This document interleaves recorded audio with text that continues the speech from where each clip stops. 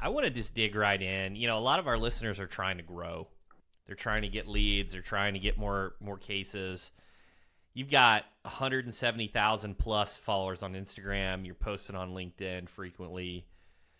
You're doing really well on social media. That is uncommon in the legal space. Yeah. Not a lot of people are. So, where have you found success? Is it a cadence? Is it the hook? Where have you found success in these different channels? Well, for me, I think it was important to just pick a channel and just run as fast as you could in that channel.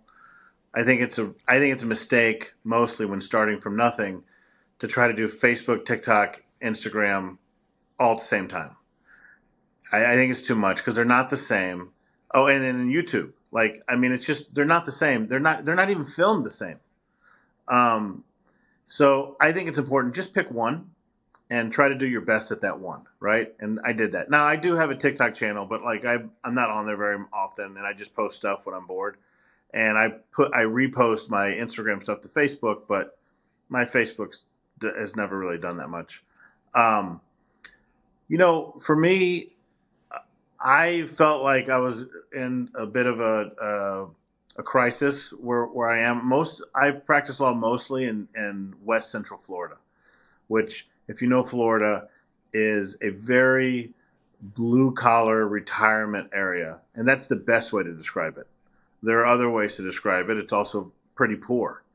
Um, and that's why blue collar folks from the Northeast can retire there because they can buy a modular home and a modular community that maybe has some private law enforcement and has a feeling of security. And there's other folks that come from the same background.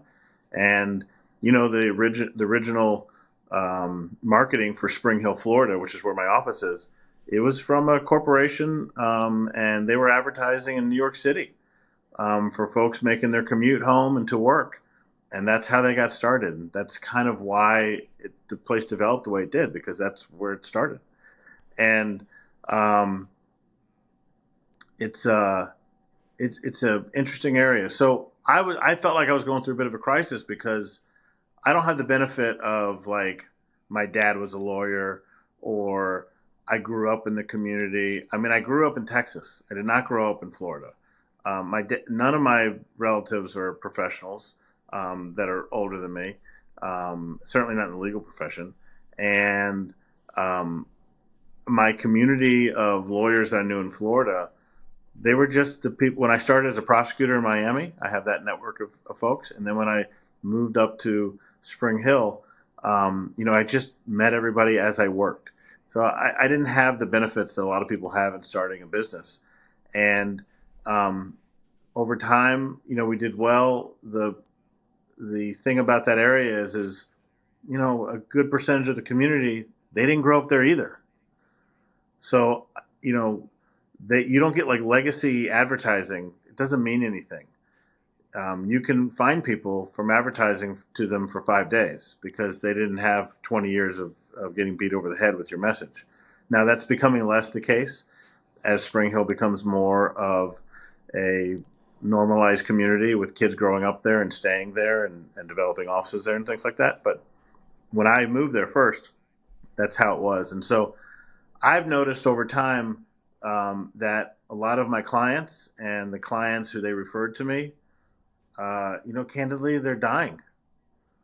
They're getting so old that they're actually dying, or they're becoming, they're not who they were when they were 58. Now they're 70, and like their life has changed, right?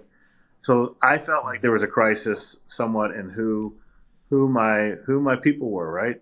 And I felt like I need to get younger and younger fast, so I can have the long-standing growth.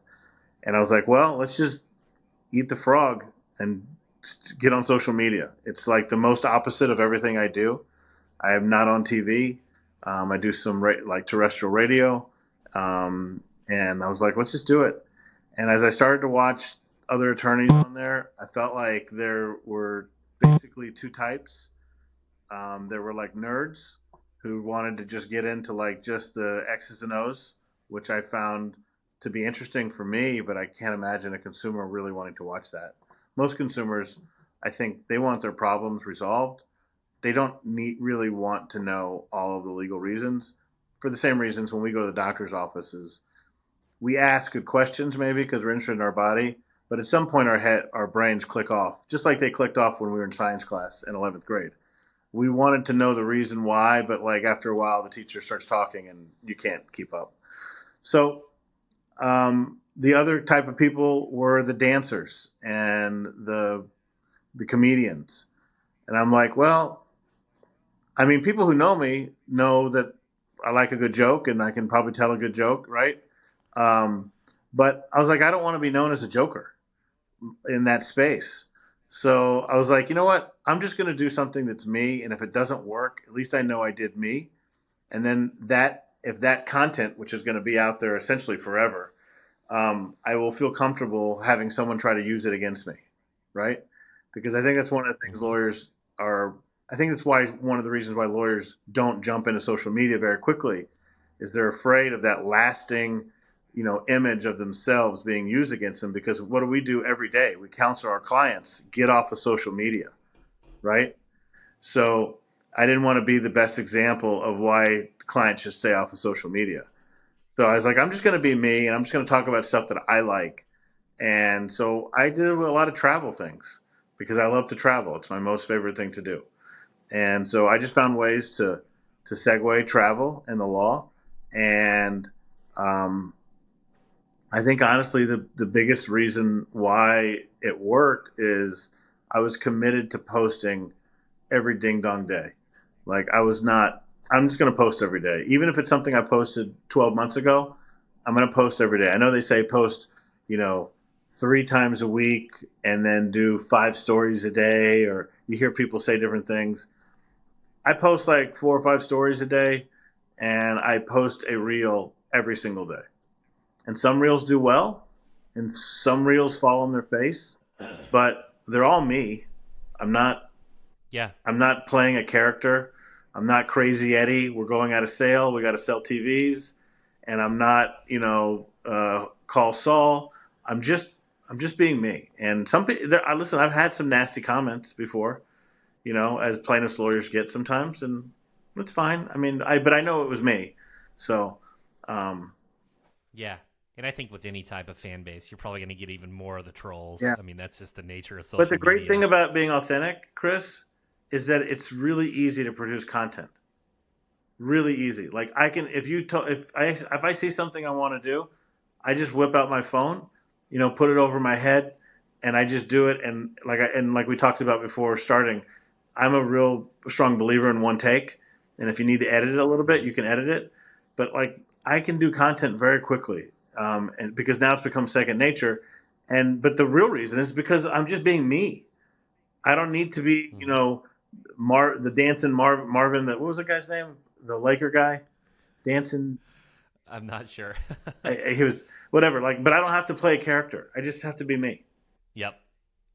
Yeah, that's awesome. And so just iPhone, you don't need a ton of high tech. Obviously, you're doing some editing and got the experience Well, there over time. But and if you look at the history of my account, you're going to see a big jump in editing around June of last year. And why is that? Well, I have a video editor that I hired through a company called Regents Remote Services out of Mexico, and he's fantastic, and he edits all my videos. Now, why do I very specifically tell you the name of that company, Regents Remote Services?